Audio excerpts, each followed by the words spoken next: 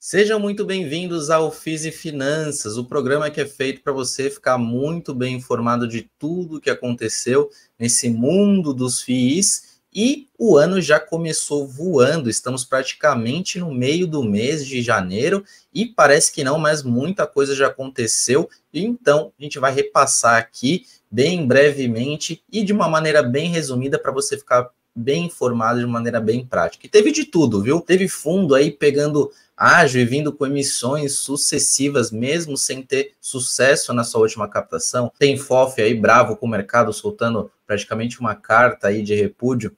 E em repúdio algumas emissões, aliás, várias emissões em um curto espaço de tempo, puxando a orelha aí sobre custos dessas emissões, alavancagem atual dos FIIs e outras coisas ali que esse fundo colocou, eu vou trazer aqui para você. Tem também uma provocação minha sobre essas emissões consecutivas e sobre esses custos de distribuição que estão bem altos. E também batemos 2,5 milhões de investidores. Vou trazer alguns detalhes sobre essa importante marca que a gente atingiu. E o mais importante, o Clube FI deu um passo gigante para a democratização dos investidores, trazendo aí uma baita novidade para os investidores iniciantes. Então fica até o final que eu vou te contar como. E sem nenhuma delonga, já indo para o tema principal do vídeo, a gente começa o ano falando só um pouquinho ali de 2023, com fechamento, o IPCA em termos de inflação fechou o ano de dezembro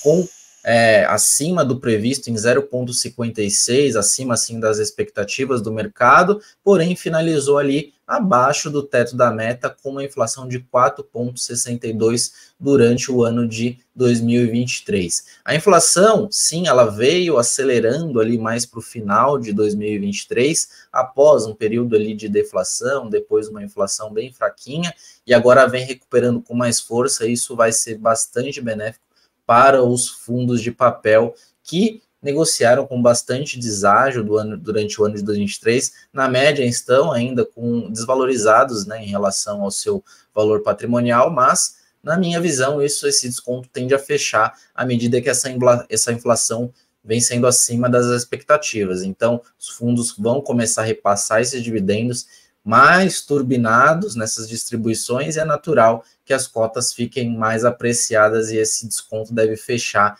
em 2024, claro, se a inflação continuar acelerando. Então, quando a gente olha, além da perspectiva da inflação, quando a gente olha o Boletim Focus, falando um pouco mais de Selic, que a perspectiva do mercado de terminar com uma Selic em 9% em 2024 e 8,5% em 2025. Então, essa queda da inflação, essa aceleração dessa queda pode ser aí surpreendida aí com essa aceleração da inflação. Então, o Focus pode mudar aí, me cobrem em termos de perspectiva para 2024, que com certeza esse número vai mudar, porque a inflação pode ser um pouco acima ou pode ser um pouco abaixo aí, uma perspectiva um pouco mais otimista de o Focus até acelerar um pouco mais esse corte, de juros. Então, vamos aguardar, mas uma percepção de risco que é muito olhado pelo mercado são as curvas longas de juros, as famosas NTNBs 2035, que atualmente ficou aí num patamar mais estável, ali na faixa dos 5,5%, se a gente for comparar ali com o início de 2023, que bateu ali os 6,5%, aí teve esse fechamento abrupto de curva de juros até agosto ali de 23, e aí depois a gente teve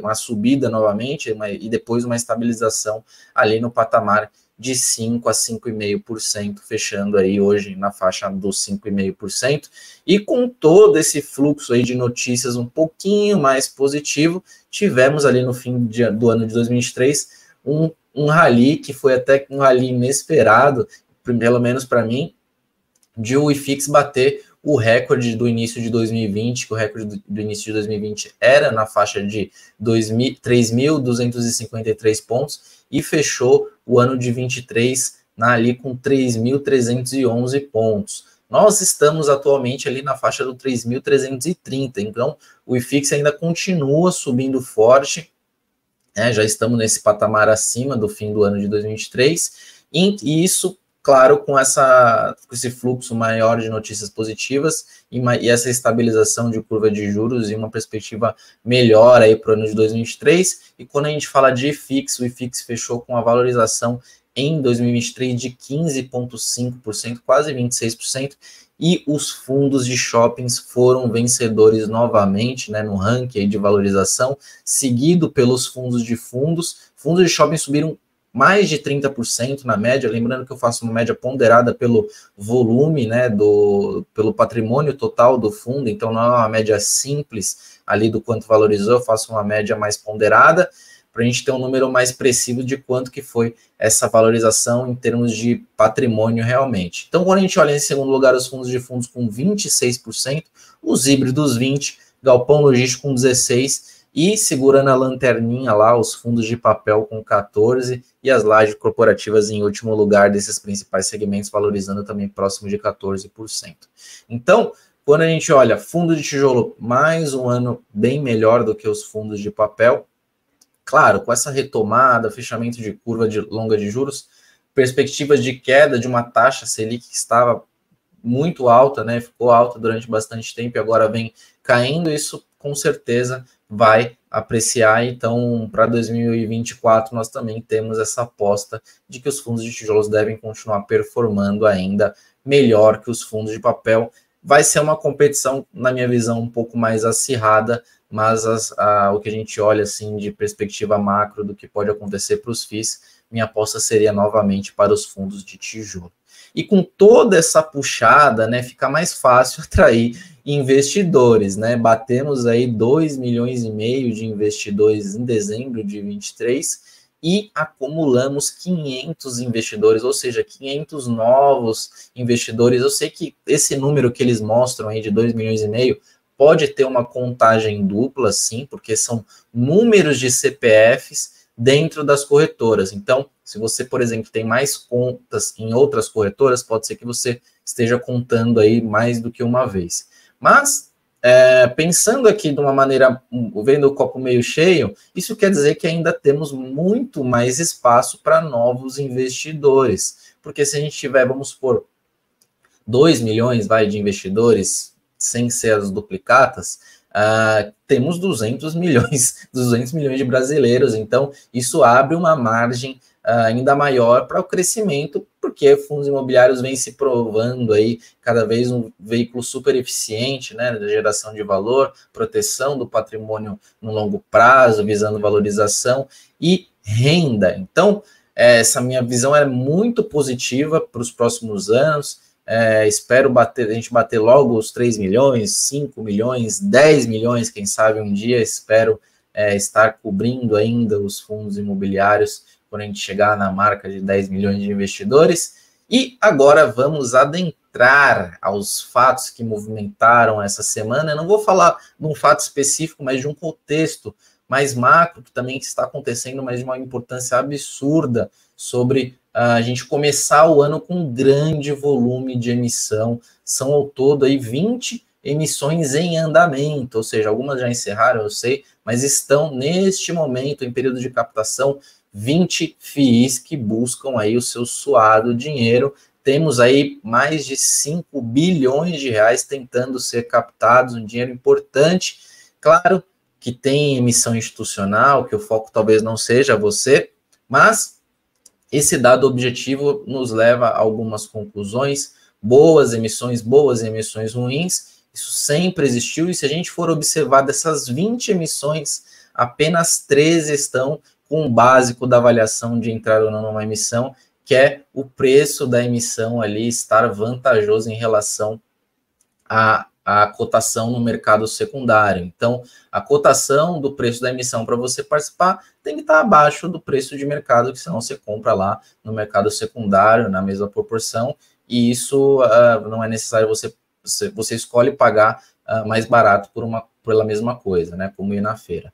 E quando a gente fala sobre todas, né, uma perspectiva mais ampla sobre o que estão ocorrendo dentro dessas emissões, tem fundo aí que fazendo com taxa praticamente zero, sem cobrar, arcando ainda com os custos da emissão pela gestora, Afinal, se o PL vai crescer e a taxa de administração está vinculada a esse patrimônio, a taxa automaticamente, o montante dela já vai aumentar com essa emissão e o time ali vai ser o mesmo, né? Então, faz muito sentido. Eu sei que é difícil a gente observar, é a segunda vez que esse mesmo fundo faz esse tipo de emissão, mas o que a gente vê, de modo geral, né, não dessas 13 que estão ocorrendo agora, mas desde o fim ali do ano passado, quando a gente teve essa puxada dos fundos subindo ali um pouquinho mais que o VP, e já vem, pum, emissão acima do valor patrimonial, e a gente está vendo que essas emissões estão vindo com taxas absurdas, eu vi taxa até de 4%. Gente, isso são mais que 4 meses, são quase 5 meses de yield ali, de dividendos só de taxa, e que não se justifica, né, porque você olha ali, a maior parte é custo de distribuição, né, sem uma justificativa. Então, você quer cobrar taxa? Beleza, cobra, você vai trazer retorno sobre essa taxa, justifique, ok, mas sejam transparentes. A gente precisa de uma indústria de FIIs mais transparente. Tem fundo jogando isso para dentro, esse custo para dentro do fundo, né, usando o próprio patrimônio do fundo para arcar com esses custos. Então, isso meio que mascara o custo final ali dessa emissão.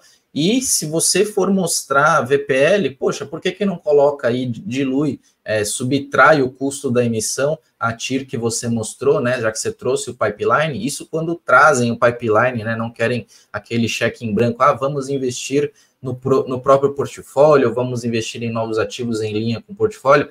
Tragam mais informações à medida que não seja ali prejudicial para o negócio que você está fazendo, mas a indústria, ela clama por transparência. Você vê que a indústria de FIIs é uma indústria muito mais transparente que a indústria de ações, e os cotistas cobram muito sobre isso, e não é o Danilo que está pedindo isso, é todo o mercado que pede, os fundos de papel, não só FIIs de CRI de papel, os FIINFRAs também. Estava dando uma olhada, tem fundos que não mostram a tira implícita de retorno, que é uma coisa básica para avaliação. Para você que não sabe o que é tira, o que é a taxa implícita, vamos supor, o fundo tem uma taxa média dos fundos que eles estão investindo em IPCA mais 7. Só que se o fundo está com 10% de ágio, a tira implícita daquele retorno esperado que você vai investir é menor do que IPCA mais 7. Então, ainda vemos fundos assim que fazem relatórios magníficos, bonitos, mas que não mostram uma informação que é simples, que é o seu retorno médio esperado, dada aquela cotação. Outro ponto ainda sobre emissões, né, que ocorreram ali em fundos de tijolos alguns dias antes da divulgação da reavaliação. Isso me incomodou um pouco. Eu sei que para longo prazo isso não faz tanta diferença, mas isso causa um certo atrito ali, me torce um pouco o nariz, porque o gestor já sabia desse salto, com certeza, do valor patrimonial, aí fazem a emissão, fazem a captação e logo depois divulgam um novo VP bem acima daquela captação. Então, eu vou anotando aqui no meu caderninho negro, pontos que esse gestor vem galgando ali em termos de coisas ruins, que para mim não é uma prática interessante para se fazerem, né? Não é uma prática tão pró-cotista, né? E outro ponto são emissões sucessivas, né? Que eu até comentei no início do vídeo, e no ano passado a gente teve emissão de fundo fazendo 2 dias, né? Segunda emissão consecutiva, 2 dias depois da conclusão de uma outra. Isso é um verdadeiro absurdo ou falta de dimensionamento, né? Coloca lá, errei no dimensionamento, surgiu um novo negócio hoje, sei lá, mas tenta justificar de alguma forma que seja realista. E agora a gente está vendo, nesse caso do ano passado, foram emissões bem sucedidas, né? Ou seja, ele fez a emissão, captou bem, 2 dias depois veio com a outra emissão. Agora a gente está vendo fundo fracassando na emissão.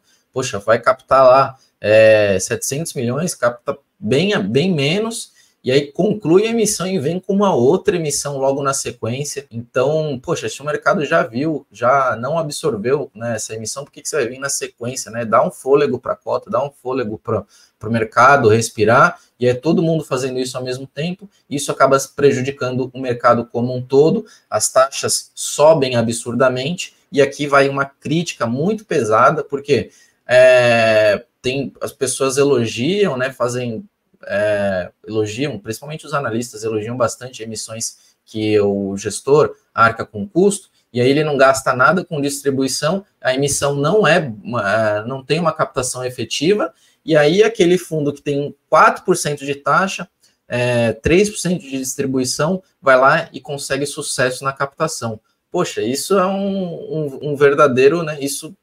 Um verdadeiro contra-argumento de não cobrar taxas, né? Porque se sem a taxa ele não consegue alcançar ali o público, né? E não consegue fazer essa captação de uma forma efetiva, mesmo ela valendo a pena ali, com todas as regrinhas ali, o preço de mercado estando em linha ali com o preço da emissão, faz sentido a emissão, e aí o fundo não investe nesse custo de distribuição, a corretora simplesmente ignora esse fundo, vai focar vendas no outro que tá recebendo lá 3, 4%, e a emissão acaba, daquele fundo que acabou arcando todos os custos, a emissão é um verdadeiro fracasso. Então, isso é uma chamada de atenção minha, assim, para você que está assistindo também, que abre os seus olhos. Poxa, se seu fundo faz sentido, você está com ele está arcando, tá dentro dos custos, fica um pouco mais informado sobre esse fundo, porque se você for esperar essa informação da sua corretora, não vai rolar.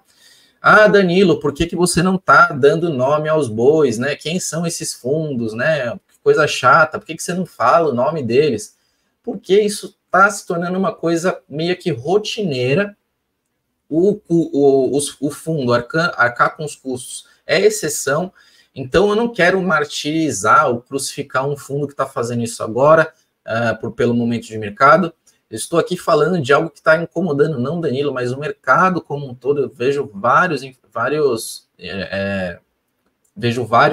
gestores, inclusive, colocando isso em trechos de relatório, além dos analistas. Eu vou colocar aqui até esse trecho desse relatório do HGFF11, ele coloca aqui bem rapidamente o que esperar de 2024, e ele fala sobre o que eu falei aqui, sobre a expectativa de queda de taxa Selic, uma perspectiva boa aí para 2024, e aí eles falam de alguns movimentos que não têm sido tão legais, né? Então, ele fala sobre até maior cautela aqui do investidor, e ele cita 4 pontos.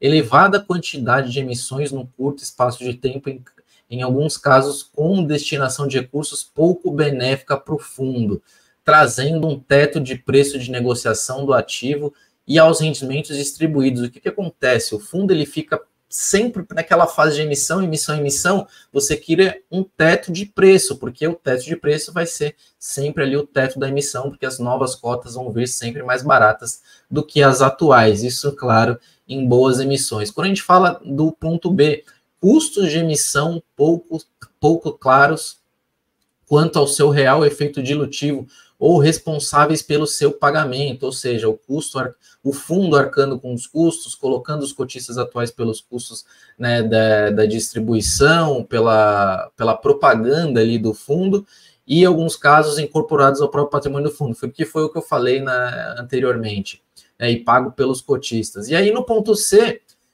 estruturas de alavancagem ou aquisições de ativos conflitados, ou seja, o fundo alavanca e ainda compra ativos com conflito de interesse, sem se preocupar com o menor interesse ali do cotista, vendo o próprio interesse ali da própria gestão de apenas crescer o fundo e no fim do dia ter mais taxa ali para ser cobrado sobre aquele PL. E um quarto ponto que a Red coloca é sobre a falta de transparência aos investidores de informações pouco precisas, né, não só em fatos relevantes, em relatórios gerenciais, que foi o exemplo que eu dei ali de uma informação básica, que é a taxa implícita, sobre os custos, né, dessas aquisições, os custos dessas emissões, na verdade. Então, e aí ele coloca, só para finalizar aqui, a cereja do bolo, é que, diante desse cenário, cada vez mais importante incorporar nas teses de investimentos, nas análises, expertise e histórico da gestora e dos seus profissionais, além dos demais prestadores de serviços, ou seja, não só a gestão, o consultor imobiliário, o administrador do fundo, e ele coloca, para finalizar, em muitos casos, os fundamentos intrínsecos do ativo. Pode indicar compra, mas quando você vai avaliar o gestor, com as decisões equivocadas, pode tornar esse fundo, né, uma não compra. Esse é um critério aí da Red, né, que fala, putz, tem um bom ativo, mas aí você vai ver o gestor, né, só está fazendo M dentro do fundo e não está extraindo o real valor daquele portfólio, não está alinhado com os interesses dos cotistas. Então, vamos pensar, né, para 2024 que seja um ano aí de ajuste de rota nessas emissões e alavancagens desnecessárias, né, que traga um pouco, traz mais risco do que benefício, muitas vezes, que esses fundos consigam melhorar.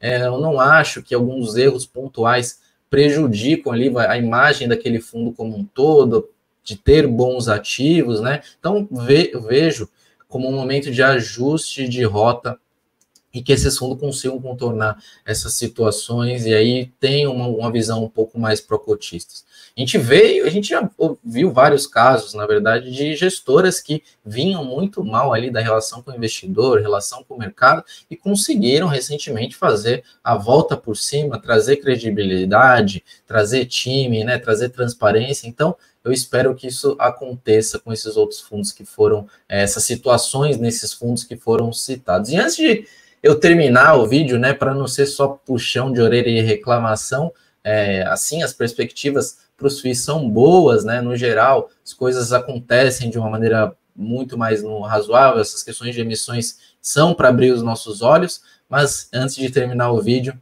é com muita felicidade que a gente anuncia aqui um passo que é muito grande para o Clube FI na democratização dos investidores iniciantes, ou seja, nesses, sei lá, 500 mil investidores que entrou nesse último ano e estão vivendo um ciclo, né, excelente, vieram nas vacas gordas, onde tudo só está subindo, está tudo excelente, né? A maioria dos investidores entraram nas vacas magras, onde teve pandemia, que 2020, 2021 foram anos muito difíceis, 2022 recuperação, 2023 consolidação, e que 2024 seja mais um ano de recordes. E para celebrar tudo isso, estamos lançando um plano por menos de R$ 9,00 por mês, ou seja, menos de R$ 100 no ano, um plano com carteira recomendada, sim, focado nesse público iniciante, nesses 500 mil que entraram, por exemplo, né, nesse último ano e estão comprando as suas primeiras cotinhas. E para você começar com o pé direito, vai ter carteira recomendada progressiva.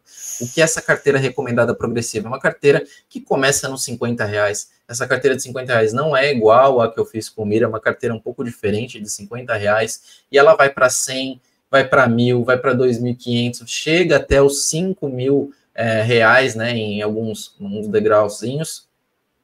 E quando a gente fala de R$5.000 investidos, é o teto aí de investimento para você partir para uma nova fase aí, sim, acima de R$5.000, você deveria seguir a carteira Mix Renda o Valor. Um plano que é muito acessível e barato também, ele é barato em termos de preço, mas traz muito valor. Então comece logo o seu 2024, você que é investidor que está começando, né, que está começando testando, né, o produto ali com pouco dinheiro, mas já quer começar de uma maneira correta. Então tá aí uma assinatura super barata para você desfrutar e já começar investindo de uma maneira certa de 2024 para frente, aí visando a sua independência financeira. Esse foi o FIIs e Finanças. Deixe aqui nos seus comentários sugestões para os nossos vídeos, né? Eu sempre pego alguma coisa ali que vocês estão falando. Curta o vídeo para esse vídeo atingir cada vez mais pessoas. Envie para aquele seu amigo que também começou a investir, não só em 2023, como aquele seu amigo que investe. Não fique rico sozinho, traga ele junto com você. E até o próximo FIIs e Finanças. Um grande abraço e tchau, tchau.